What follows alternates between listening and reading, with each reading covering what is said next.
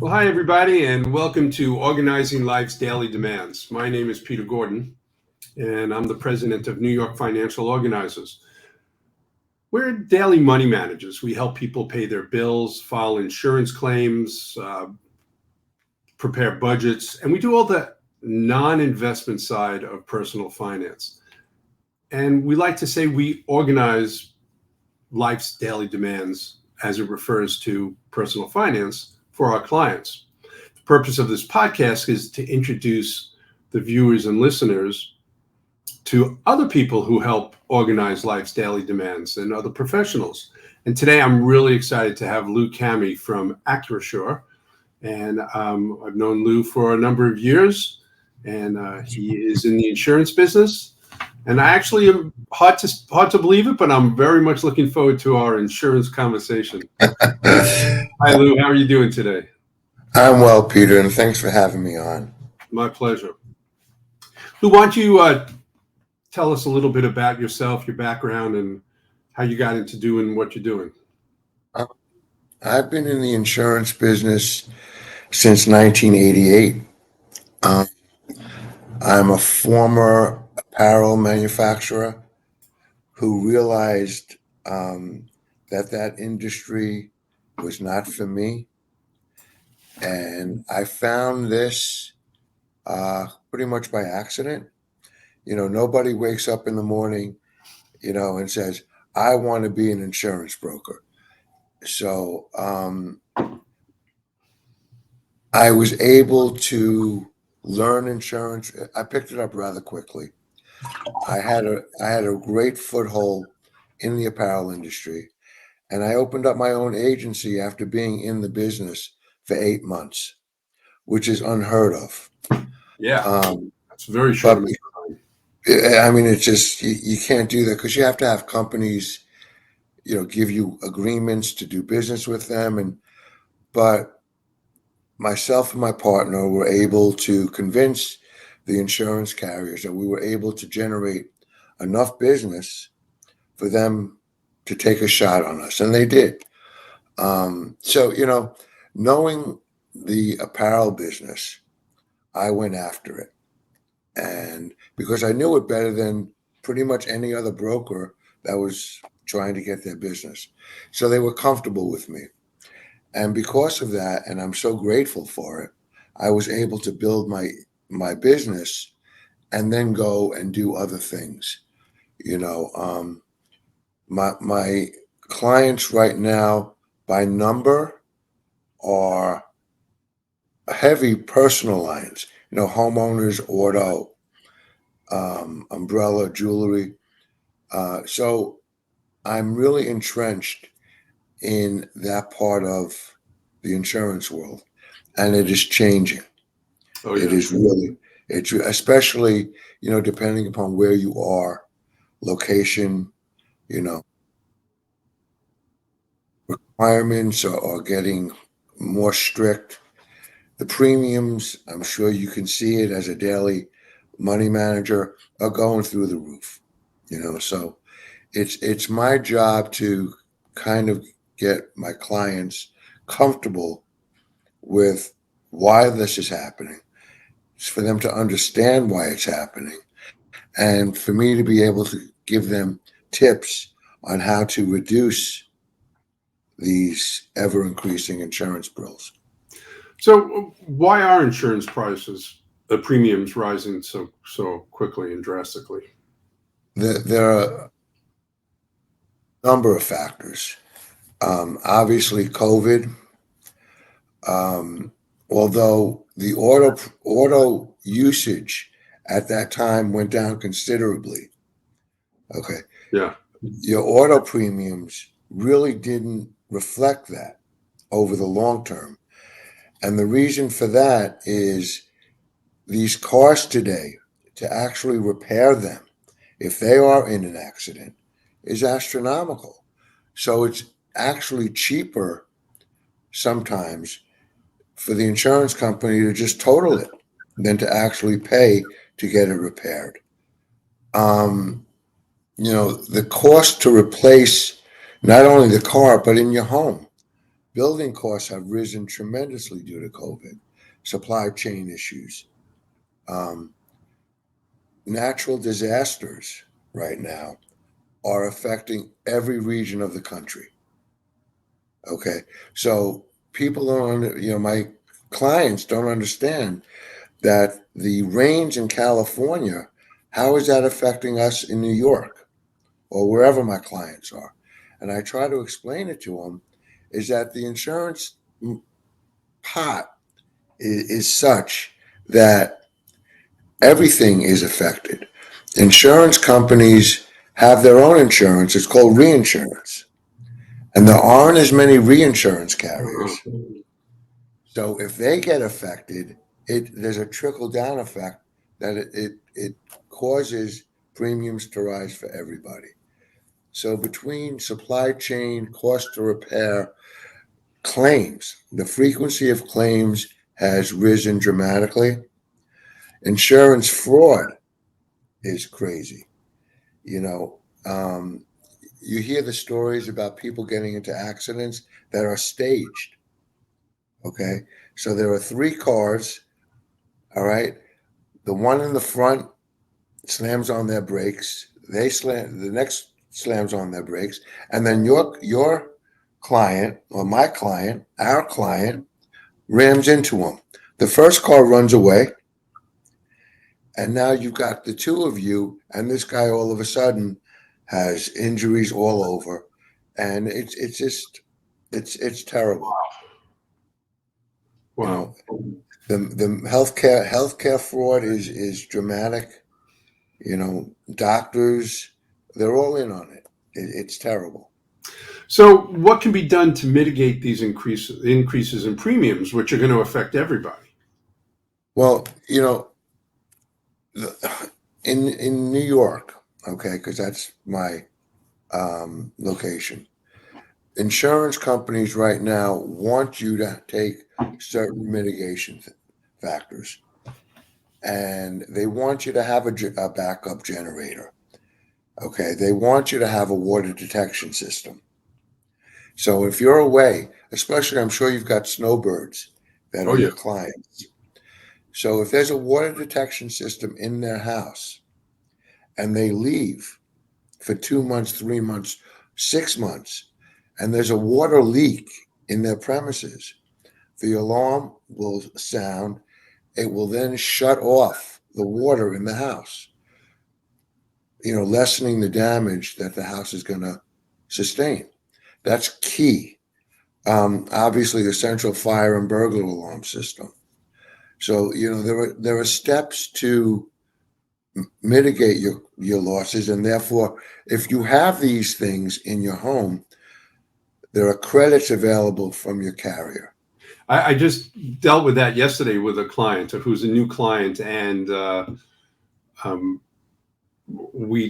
he didn't want to use his central alarm system anymore. He thought it was a waste of money, and I mentioned that there's a good chance that it could be a discount on your insurance. So we're in the process of doing that.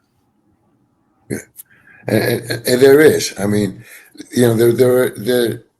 If you have a car, auto, if you take those defensive driving courses, yeah, all right, there is substantial savings for you.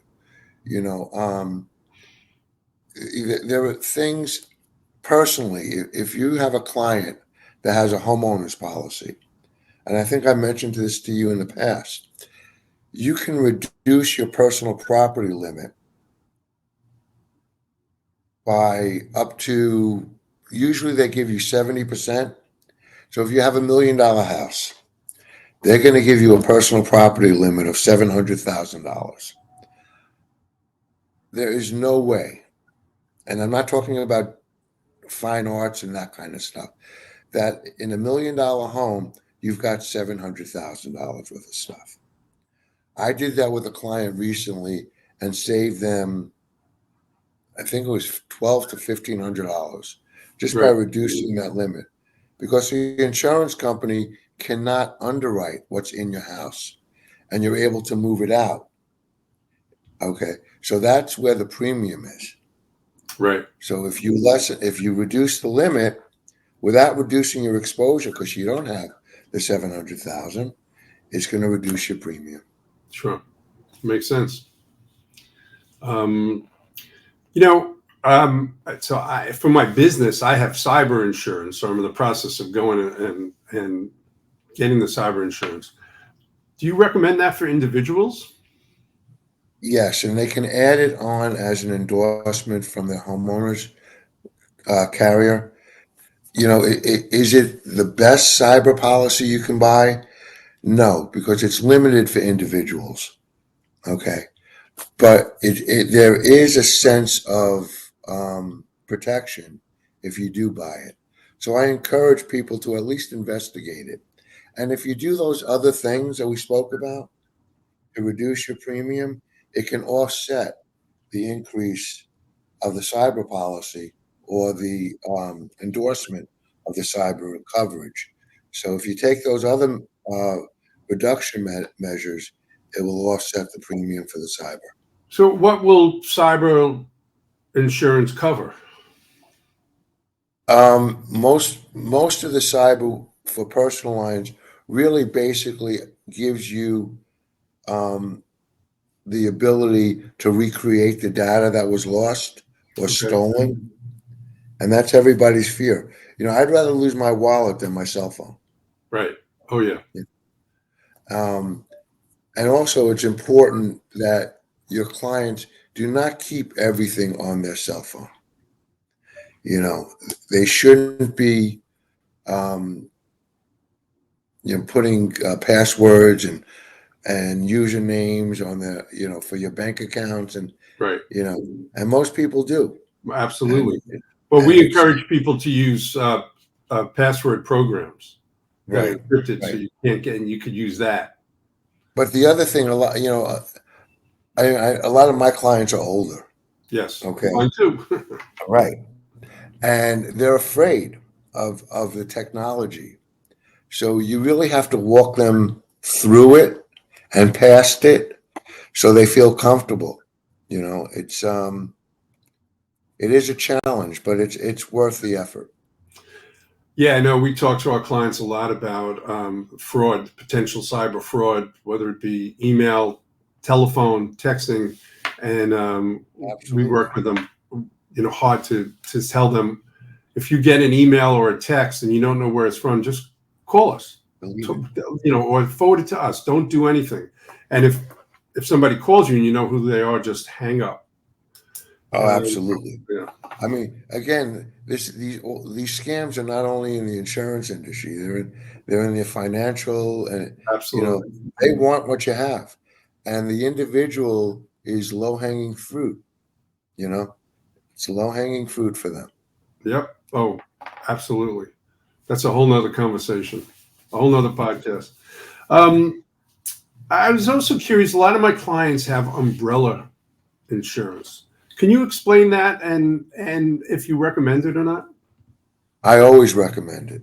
Um, we live in such a litigious society, okay, that your liability is the only thing that can protect your assets in an insurance claim.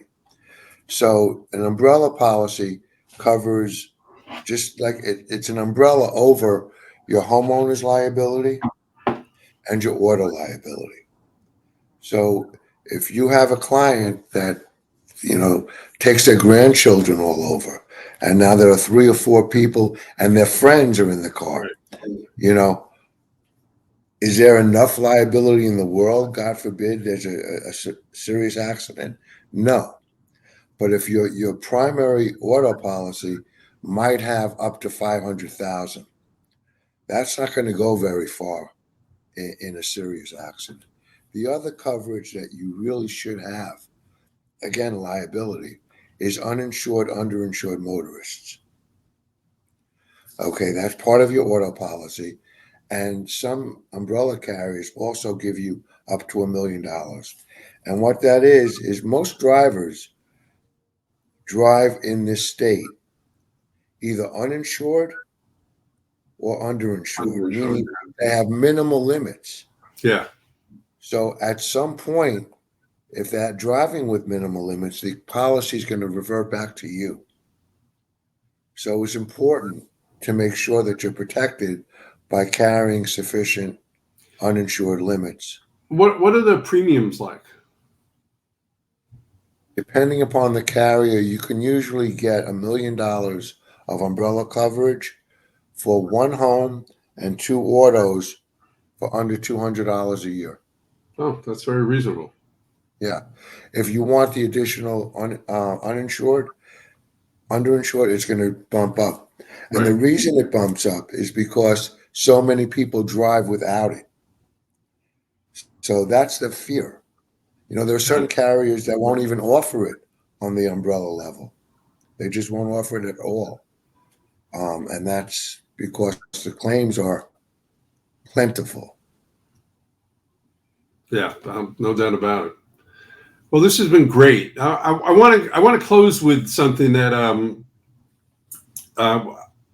it's, you know, when we prepare for these podcasts and videos, we have a bunch of questions, and one of the questions that I generally don't do that I'm going to start to do is what inspires you? What inspires me is my children and helping others, you know, giving back. You know, I mean, I live a life where, you know, God has blessed me tremendously. And it allows me to help other people going through certain issues in their lives that, you know, I can walk them through and get them to the other side. But that's kind of, you know, insurance, although everybody needs it, it's not the most rewarding industry in the world. Okay. So I got to a point in my life where I needed something more. I needed something meaningful. And, you know, that's kind of what I do, you know. It's a wonderful feeling. Yeah, I can attest to that because I know when we first met and we went out to lunch, we sat down and you said to me, "How can I help you?" And that's the sign of a good networker, because good networking is really not what somebody could do for you; it's what you could do for them. But more importantly, it's a sign of a good person with a big heart, and you're definitely that, Lou. I appreciate it, Peter. Thank you. Okay. Well, thanks everybody. I hope you got a lot out of this. If Lou, how could people reach you? I mean, the information will obviously be on the podcast and the video, but tell us your number, the best way to reach you. My email address is lcamhe, CAMHE, at Acrisure, ACRISURE.com. Excellent. Okay. Well, thanks, Lou. And so long, everybody. We'll see you at the next podcast.